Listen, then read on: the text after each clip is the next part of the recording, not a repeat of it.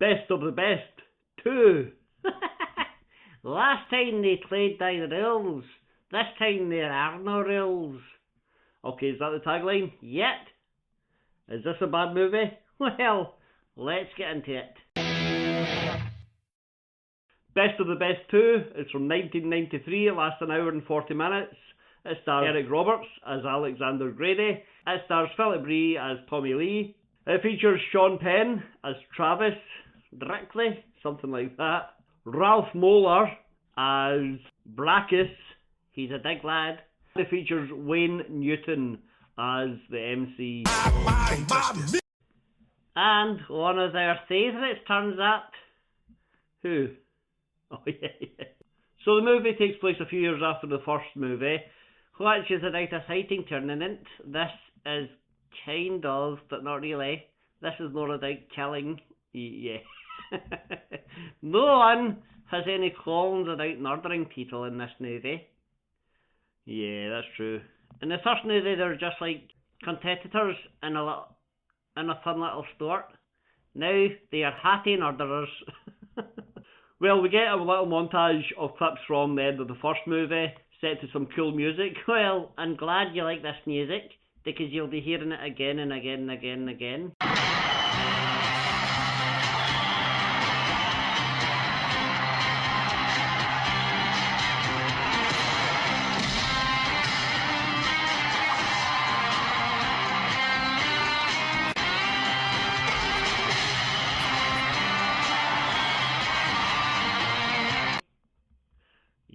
Well, anyway, find out that Alex, Tommy, and Travis all live in Las Vegas together. It certainly looks like that, I don't know. But they've all moved to Las Vegas, opened up a karate taekwondo studio, where Alex's son, who should be the star title surely, he can't even pass his grading. He's trash. He's not trash, he just can't do it. Rubbish. And anyway, I thought they hated Travis in the first movie. Yeah, I know what you mean. There was like a bit of grudge and respect by the end. Yeah. For the tournament, that's all. After that, there's no way they'd be like, hey, let's all move in together and go into business together. Not a chance. Well, anyway, they've opened this land. Where are Sonny and Virgil? Oh yeah, that's right, it was a team of 5 in the first movie. Yeah, they've just been ditched. Well, I'm sure there's a reason. Yeah, Travis is the reason. He's a dick, right? Well, I don't know if he's as much of a dick in this movie. No, he is. He takes Alex's kid, Walter, to a death match. He doesn't... Right, okay. So, Alex and Tommy have to go out. They don't have to go out, they're going out on dates. One was Meg Foster. Yeah, that's right, Alex's girlfriend in this movie is Meg Foster, who you may remember but definitely won't recognise from Shrunken Heads. What a movie. A work of art. And that ain't the worst of it. At first they were all messed up, Booger and Pud, right? But now they're really friggin' messed up. I mean, they got skin falling off of their face. They're chasing me around everywhere. They got maggots falling off. They don't have a babysitter, so Travis says, I'll look after the kid, and instantly takes him to a club in Vegas, where he is in the last round of a fighting tournament. Yeah, a fighting tournament where if you lose, you die. Well, it's up to the audience actually. Wayne Newton holds his thumb up or thumb down. The audience vote to see whether the losing fighter, Travis, will live or die. And these millionaires are all like, huh, yeah, just kill him. Why not? We're millionaires and billionaires. We don't care about the common person. Kill him.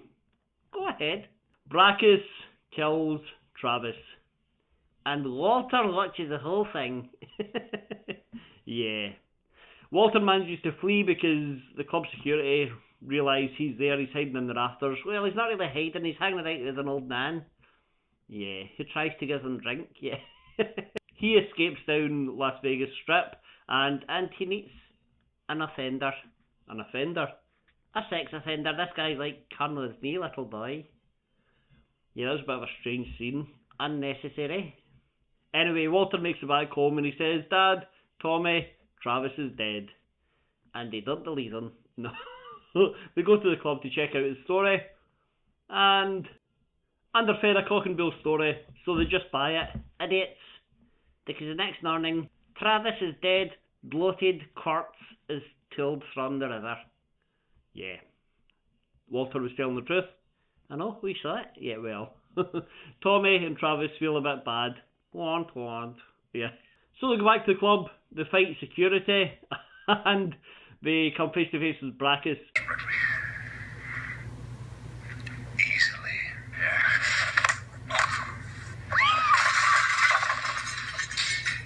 Care to join him?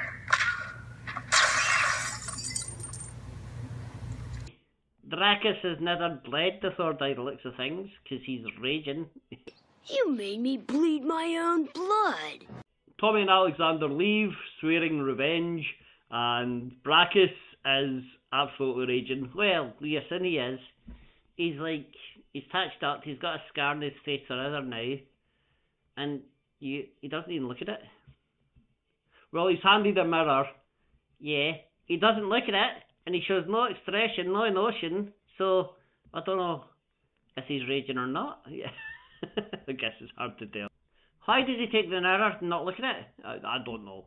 Anyway, it's Travis's funeral, and Dehan, the main bad guy from the first movie, not really that guy. Yeah, well, their main opponent from the first movie, Dehan, two other fighters from the tournament and Best of the Best turn up to Travis's funeral, even though he's racist and they all hate him. Well, Oh, yeah, that's right. Alex and Tommy tell Dehan what's been going on. He says, don't worry, we swear to help you. Yeah, just wrote these guys in as well, mate. They didn't say anything. Oh, no. Before too long, gunmen show up at Alex and Tommy's house to try to kill Alex and Tommy and Walter, the child. Calm down, guys. Recruit him, train him to be your death soldier. Well, they tried to kill all three of them. Luckily, these three managed to fight them off. Yeah, high kicks and jumping around. Don't try this at home. If a burglar comes in, do not try a roundhouse kick to his face. That's probably good advice. After they beat up the gunmen, the three leave the house, as you would. Yeah, well, they drive out into the middle of nowhere, the middle of the desert, I think.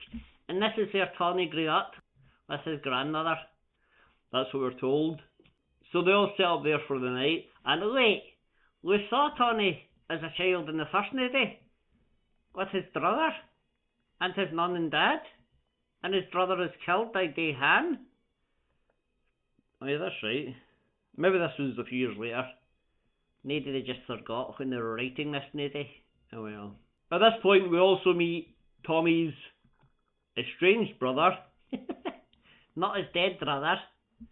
This estranged brother who was never heard of before. James. And James is Sonny Landon. Sonny, another Landon. Yeah. He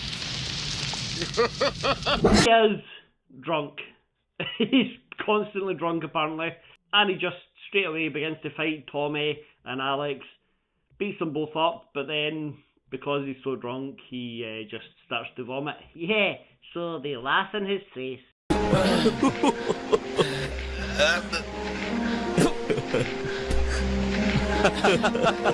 As does the grandmother. As does some old guy, yeah. I don't know who that guy is. Well, he's in the background there that he's seen in this part of the movie. And he's sitting laughing. Looks like he's contemplating things.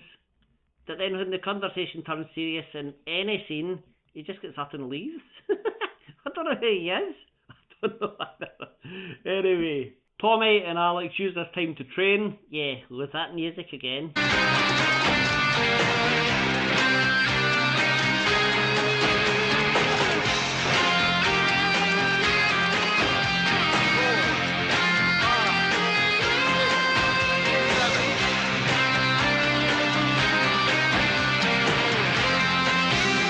The grandmother goes to James and says, listen, you can either help Tommy or you can pack your bags and move out. Yeah, even though he's been gone for however many decades, he just rolled up like he owns the place. that he's the priority. Well, James says to Tommy, look, there's only 3 men in the world who can help you defeat Brachus. What? What kind of thing's that to say? Nonsense. Well, that's what he says. He also says that the reason he doesn't fight anymore, everyone thinks he was in a car accident. Yeah, that the car was actually Brachus. Yeah, Brachus beat him. Didn't kill him, but it stopped him from fighting ever again. And then they go into a little hot tent and sit naked together. Well, it's a spiritual thing. I think it's to cleanse their bodies and their minds and their souls. Naked. And the old guy's there for that. He's loving it. I don't know if he's loving it. You're loving it. And before you know it, Brachus's goons have shown up. Yeah, I don't know how they found them in the middle of the desert, that they did. And the head goons are Patrick, Kilpatrick, just Patrick Kilpatrick, Kilpatrick, no, not O'Patrick, Patrick Kilpatrick. Sure. Yeah, we've seen him in things, and Swamp Thing, Darkman guy. That's right, Bruno from Swamp Thing. He's the second in command of the goons. First in command, Patrick Kilpatrick. He's like crazy, absolutely mad. Don't you ever touch me! There's a bit of a shootout. They kill James. Yeah, but on his way out, James manages to take 1 or 2 of them with him. Yes, he does. But he's dead, yeah. And then the others are taken into the house. Mr. Finch and Bruno go and look in a helicopter. Gus and a few other goons take Alex, Walter, grandmother, and that random old guy into the house and to kill them. They've also covered the place in gasoline, so they're going to burn it and destroy all evidence. But on board the waiting helicopter, Mr. Finch, Chris Finch, bloody good rep. No, Mr. Finch is getting impatient. He's like, let's just light it and go. Eventually, Bruno on the helicopter agrees with Mr. Finch, and he says, can I light the fuse, Mr. Finch? So he does, and Mr. Finch, and he laughs like crazy. And then they start fire, blow up the house, and then Bruno says, I always told Gus smoking would kill him. And then they fly off. They fly off thinking that everyone's dead. Yeah. But they're not. But Tommy wasn't taken into the house. He's taken the helicopter because Brachus wants the pleasure of fighting him. Yeah, that's right. Yeah. I was going to say that I thought, I'll just let him randle on. Well, thanks. Make me look like an idiot. You don't need help. So Tommy meets Brachus in the casino. They arrange a fight in the Coliseum. That's the name of the building that holds this Las Vegas casino and underground fighting pit. Yeah. It makes $20 million a year. Yeah, it's big business. Yeah. And then we get a little montage of Tommy and Brachus in their separate training camps. Yeah, different music. Oh, who'd have thought? Yeah.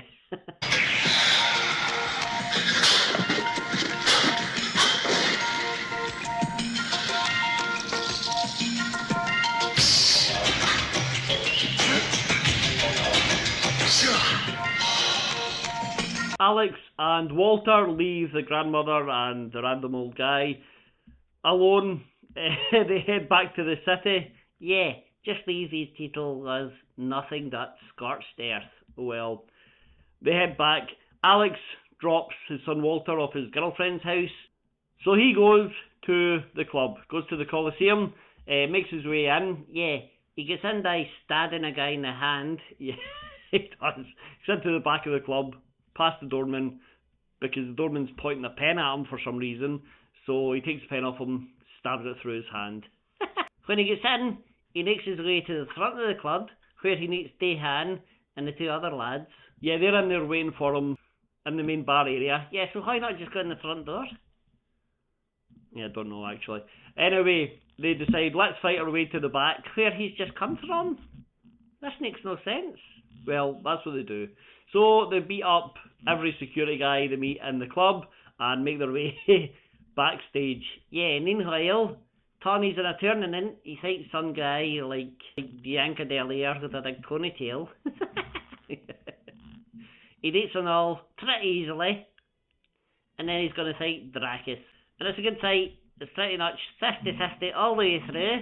While he's fighting Dracus, Alex and Dehan and the other guys have made it to the back. They find the room where the fight's taking place.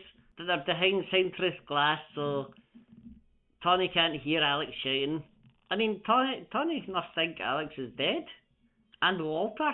And his gran. And that old guy. Yeah, that's right. He doesn't seem too bothered. Not really. He also doesn't seem very surprised when Tommy shows up in a few minutes. Yeah, because Tony's almost there, and then he meets Mr. Finch. Just kicks him through glass, that's him. He meets Bruno, just throws him through glass, that's him. That's disappointing.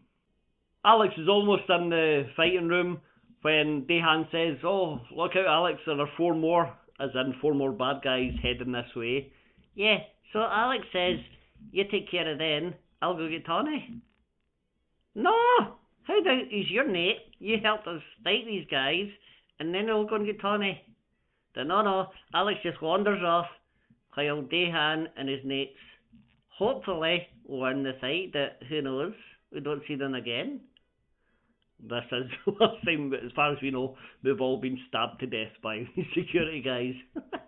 Alex makes it to the fighting room just as Tommy has turned the tide. Tommy knocks out Dracus, yeah, he kicks his big rudder head. And then snaps his neck. Yeah, Dracus is dead. Wayne Newton comes up and says, "Hey, guys," because Alex has arrived now, and he's just joined. He's just walked onto the fighting arena. Wayne Newton comes on and says, "Hey guys, well, you've won. You now own the Colosseum." What? Quite the prize. It is indeed. Yeah, then he takes the microphone from Wayne Newton and says, "The Colosseum is closed." Wayne Newton says, "Hey, you'll be back." Alex Grady elbows him in the nose and says, "Don't bet on it," or something, and then switches off the lights, and that's the end of the movie. I mean, they could probably use that 20 million turnover a year. Yeah, they should have, but they don't. They're just, I guess to this day, Tommy still owns it, but it's never ever mentioned again. And what an idiot. Well, that's Best of the Best 2. Bad movie? Not on your Nelly. Completely different than the first movie. Not very well acted or made, but good fun. It is good fun, I'm going to agree. I think this has got a lot of early 90s action tropes. I think Philip Ree is a good leading man. I think he's a bit cheesy in places. I think he's a bit over the top. But really enjoyable to watch him perform martial arts. Eric Roberts is, I mean, he was in shape for the first movie. But in this movie, he is in shape. But I had a lot of fun in this movie. Proper, early 90s, crazy, over-the-top action. And it's a true story, it's not true. Let us know what you think. Hit like, hit subscribe, watch another video.